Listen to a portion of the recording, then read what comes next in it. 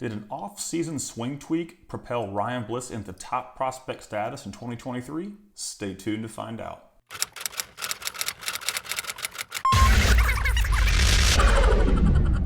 What's up everybody, Kyle here at Let's Talk Wax with another sleeper prospect video.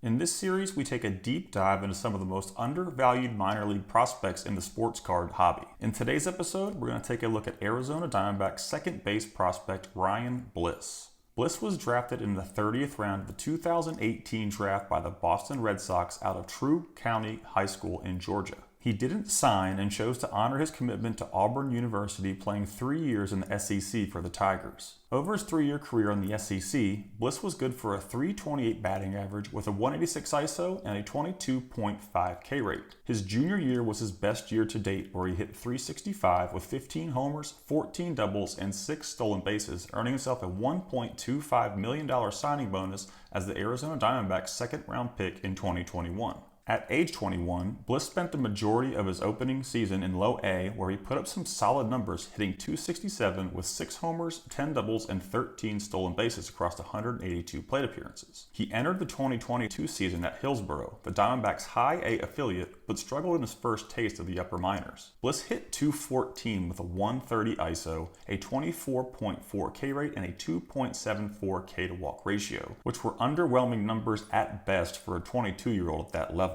Unhappy with his 2022 performance, Bliss worked closely with Amarillo hitting coach Termel Sledge to make some adjustments to his swing.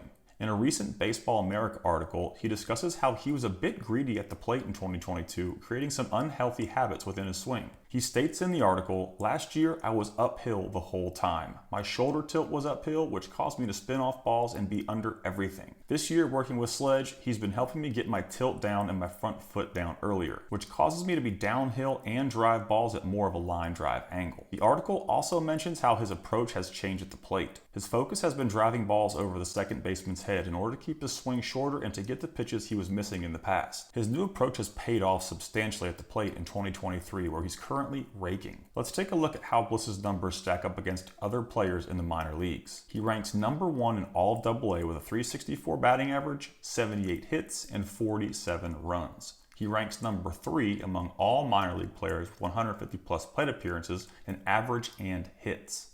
His 51 singles are good for second place in all of AA and 8th place among all minor league players. A .579 slugging percentage and a .976 OPS have him at number 3 against his AA peers as well. Bliss is having a breakout year, and his numbers have held tight, leading me to think his performance is much more than a quick hot streak. While he's cooled off a bit since the start of June, hitting .265 with a 147 ISO, the month is still young. There really aren't many red flags with Bliss, as he's performed well at his home park and on the road, with his righty-lefty batting average splits in close proximity. He does seem to hit righties a bit harder, with a lefty-righty slugging split of .361 to .624. My biggest two issues with Bliss are his age and his K to walk ratios. Bliss is 23.5, making him a bit older than the baseball card prospecting hobby likes. He also has a 3.00 career K to walk ratio and a higher 3.72 K to walk ratio in AA this season. There's also another factor that may influence Bliss's ascension to the major leagues: a kid named Jordan Lawler. Lawler is the everyday shortstop at Amarillo, with Bliss getting the majority of his reps at second base. While he's logged over 1,000 innings at shortstop in his minor league career,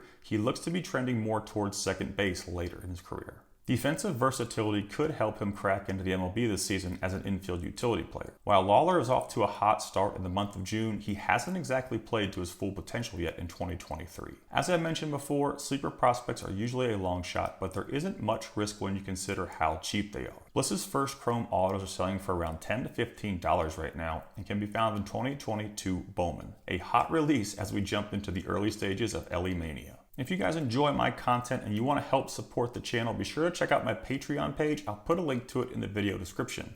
Over there you can find Bowman Chrome autograph checklist breakdowns for every release since 2019, with 2019 Bowman being free access.